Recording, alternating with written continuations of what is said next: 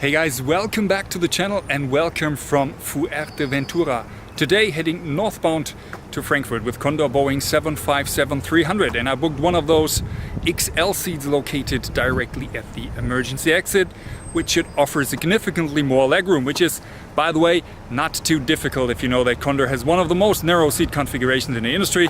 But anyway, let's go to the airport and see how that flight is.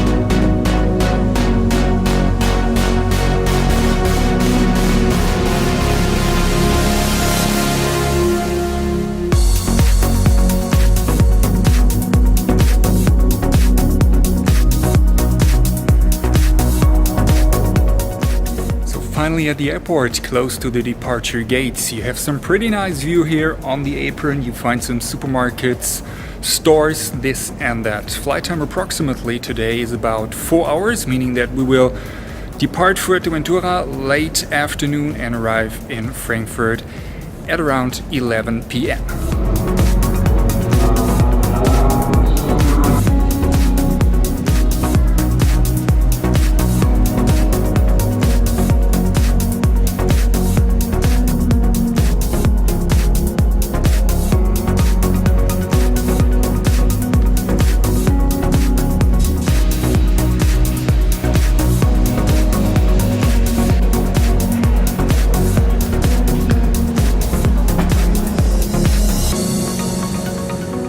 Okay guys, this is obviously not the Boeing 757. This is an unscheduled G-registered air tanker Airbus A330. So let's go inside and see how it is there.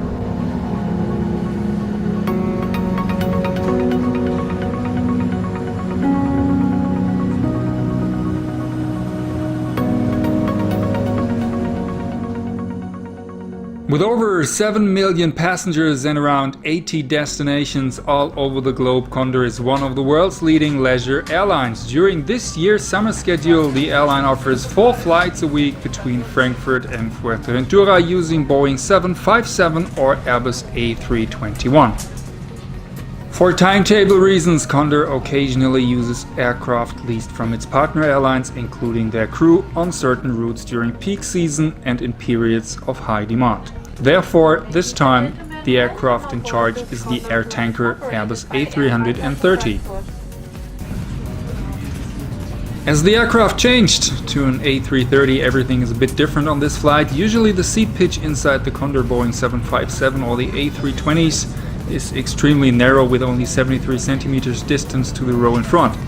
Due to the air tanker's A330 long-haul layout, the seats are much more comfortable and with a pitch of 78 centimeters also more spacious than the regular CONDOR ones. Furthermore, instead of the personal 9-inch monitors on board the air tanker, there are usually only the conventional screens located on the cabin ceiling. Because of the small seat distance, it is normally worthwhile to book an XL seat for an additional fee.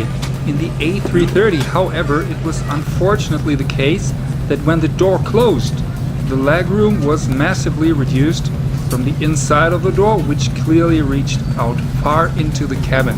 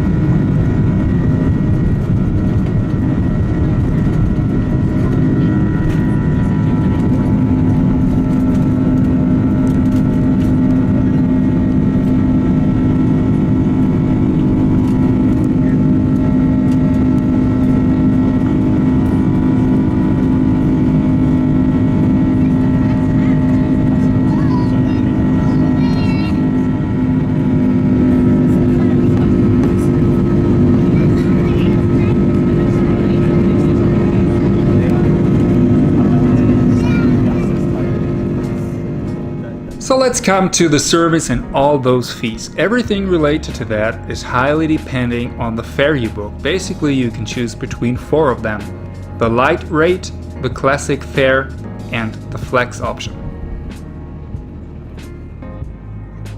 The light rate is recommended for travelers without baggage who place great value on a low price and do not want to have food and beverages included. You are only allowed to take a very small hand baggage of maximum 8 kilograms with you, and you need to check in online, as otherwise you get charged a €25 fee at the airport. What I personally find quite cheeky and something, honestly, I don't have sympathy for. The classic rate includes a free checked baggage of 20 kilograms. Finally, the flex option, which is the best choice for passengers who prefer maximum flexibility for rebooking and cancellation. Food and beverages are still not included even if you book the highest fare.